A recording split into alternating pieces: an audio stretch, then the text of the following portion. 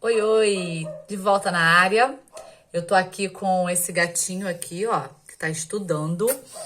E no último vídeo eu falei um pouquinho com vocês sobre a adenosina, que, dentre outras coisas, é um neurotransmissor potencial nas nossas vidas. E hoje eu queria falar um pouquinho sobre a adenosina com crianças com TDAH. Como é que é o cérebro da criança com TDAH? O cérebro da criança com TDAH é um cérebro lento. Talvez você esteja se perguntando, Cíntia, lento? Como assim? A criança TDAH, ela tem déficit de atenção e hiperatividade. Ela não para, não tem como ser um cérebro lento. Preste atenção, eu não estou dizendo que uma criança com TDAH tem comportamento lento. Eu estou dizendo que o funcionamento cerebral desta criança é inundada por ondas lentas, que são as ondas delta, que são ondas bem lentas, e ondas teta. Então, essa criança TDAH, ela tem um cérebro, principalmente na região frontal, nessa parte aqui que vem do meio da cabeça até o inion, que fica bem aqui no pauzinho do nariz, né, no topo do nariz. Essa criança com TDAH, ela tem toda essa região lentificada. Ou seja, ondas lentas percorrem essa região do cérebro, esse córtex pré-frontal. Bom, automaticamente, se ela tem um cérebro lentificado, ela processa de maneira mais lentificada. Ou seja, por isso é muito comum que a criança TDAH, ela tenha um esforço cognitivo muito grande no que diz respeito à aprendizagem. Vamos lá. A criança com TDAH, ela está aprendendo uma conta, por exemplo, uma conta dividindo dois números. E aí essa criança tá lá, né, naquela dificuldade, há um esforço neural muito grande para que aquela criança aprenda. O que uma criança comum, sem um déficit de aprendizagem, vai aprender em segundos, muito rápido. Quanto uma criança com TDAH vai demorar bastante para que esse processo de descoberta, de luz, de start aconteça no cérebro dela, porque é um cérebro lentificado. Então, essa criança TDAH, ela tem um processo de aprendizagem mais lento. Por isso é comum a gente ver isso nas escolas. As crianças com TDAH passam TDAH, né? A gente fala TDAH e fica bem rápido, parece que a gente perdeu o A no meio do caminho, mas não é, TDAH. Essa criança com TDAH, ela demora mais para evoluir cognitivamente. Bom, e aí o que isso tem a ver com a adenosina? Que eu falei anteriormente, como que ela funciona no nosso cérebro. A criança TDAH, ela faz um esforço muito grande, há uma exaustão neural dessa criança quando ela vai aprender uma atividade. Ou seja, nesse momento, a adenosina ela é produzida em alta quantidade no cérebro dessa criança e automaticamente a adenosina vai inundar essas células, esses neurônios, né, mais ativos, que estão mais exaustos. Por que isso acontece? Mesma coisa que acontece com uma pessoa que não tem nenhum déficit. Ou seja, esse cérebro vai estar ativo, fazendo muita força para aprender. Ou seja, há uma exaustão nos neurônios e como forma de proteção, o cérebro dessa criança, ele produz adenosina e encharca esses neurônios que estão mais ativos. Esses neurônios que estão mais exaustos. É como se fosse um bálsamo, um descanso para esse neurônio não morrer no processo.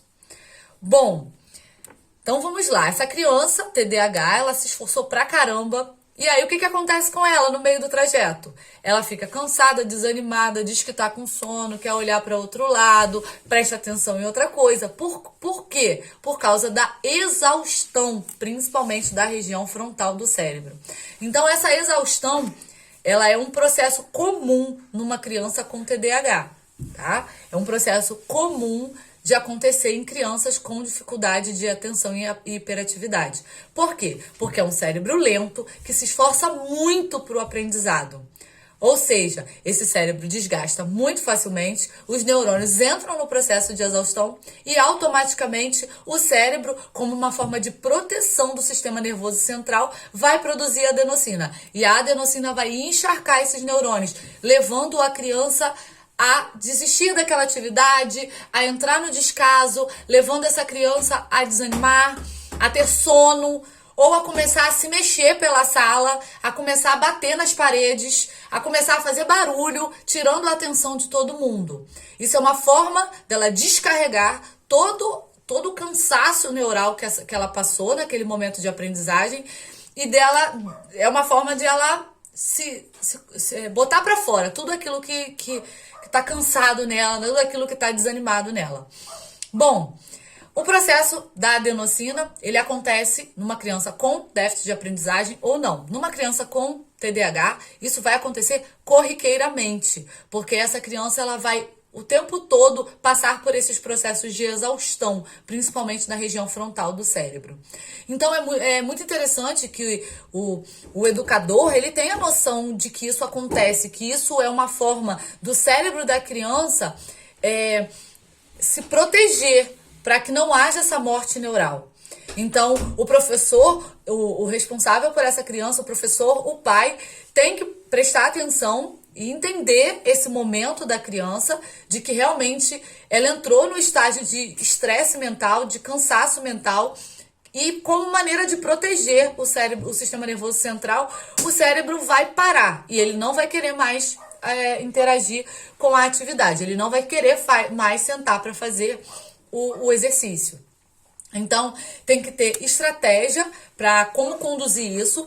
Como eu falei no vídeo anterior, a estratégia é a mesma, é por motivação, principalmente por rotas neurais. Como é que funciona isso, Cíntia? Todos nós temos rotas neurais. Para algumas pessoas é muito mais fácil aprender olhando, vendo fazer. Para outras pessoas é mais fácil aprender lendo um conteúdo. Para outras pessoas fica muito mais fácil aprender apenas ouvindo uma mensagem do professor, o professor falando. E para outra pessoa é importante que ela veja e que ela ouça. Esse processo são rotas neurais, as que são mais confortáveis para cada pessoa. Então, cada pessoa tem a sua rota neural própria, onde ela tem a capacidade, a facilidade de aprender.